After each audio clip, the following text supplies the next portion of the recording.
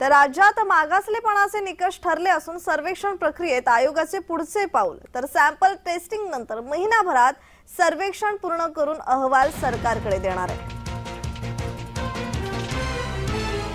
मराठा समाजाला आरक्षण देण्यासाठी राज्य मागासवर्ग आयोगाने इतर मागासवर्गीयांचे मागासलेपण ठरवण्यासाठी निकष निश्चित केले आहेत। आर्थिक, शैक्षणिक आणि सामाजिक या निकषांच्या आधारेच राज्यात नव्या वर्षात सर्वेक्षण करण्यात येणार आहे आणि त्यामुळे सर्वेक्षण करण्याच्या प्रक्रियेसाठी आयोगाचं एक पाऊल पुढे पडलेलं आहे।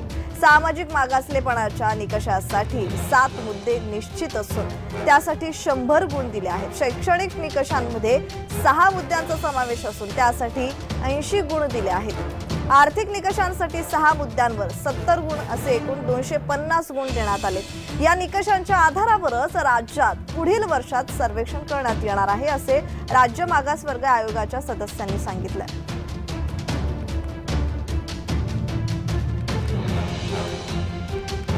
राज्यात मागासलेपणाचे निकष ठरले असल्याची बातमी समोर येते। सर्वेक्षण प्रक्रियेत आयोगाचे पुढचे पाऊल तर सॅम्पल टेस्टिंग नंतर आता महिनाभरात सर्वेक्षण पूर्ण करून अहवाल सरकारकडे देणार असल्याची माहिती मिळते। या संदर्भात आपली प्रतिक्रिया।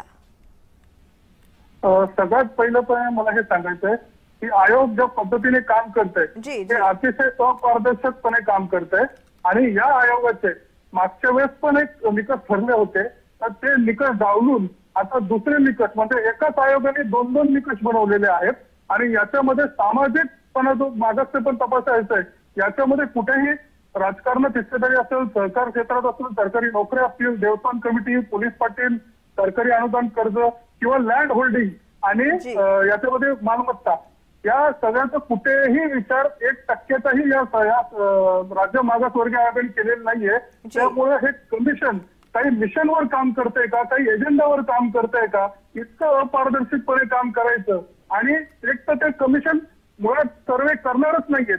ते सर्वे एका तिरायत संस्थेला म्हणजे जे आज पेपरमध्ये आले त्याच्याप्रमाणे आम्हाला कळतं की गोखले इन्स्टिट्यूटला हे काम द्यायचं चाललेलं आहे। मग मला एक कळत नाही जर तुम्हाला सर्वेच करायचा नव्हता तर मग नवनियुक्ती करायची कशासाठी? मग याच्यासाठीच मागच्या सगळ्या सदस्यांचा आपण राजीनामा घेतला का? म्हणजे मागच्या सगळ्या सदस्यांचा राजीनामा घेतला त्याच्यानंतर नवीन कमिशन झालं आणि कमिशन पहिल्याच बैठकीत कुठल्या संस्थेला कुठलाही टेंडर न काढता कुठलाही एक्सप्रेशन ऑफ इंटरेस्ट न काढता इतक्या अपारदर्शकपणे काम करतंय आणि कुठेतरी काम अवॉर्ड करून जातंय। पब्लिक वर्क असे अवॉर्ड करता येत नाहीत हे लक्षात ठेवलं पाहिजे। त्यामुळे हे जे मागासलेपणाचे निकष आहेत ओबीसी समाजाचा एक कार्यकर्ता म्हणून त्याच्या सामाजिकपणाची बाजू नीटपणे मांडली गेली नाहीये। मागासलेपणा नीट तपासण्याची पद्धत त्यांनी ठेवलेली नाहीये। त्यामुळे या रँकिंग सिस्टमवर, या इंडिकेटरवर, या मार्किंग सिस्टमवर आमचा तीव्र आक्षेप आहे।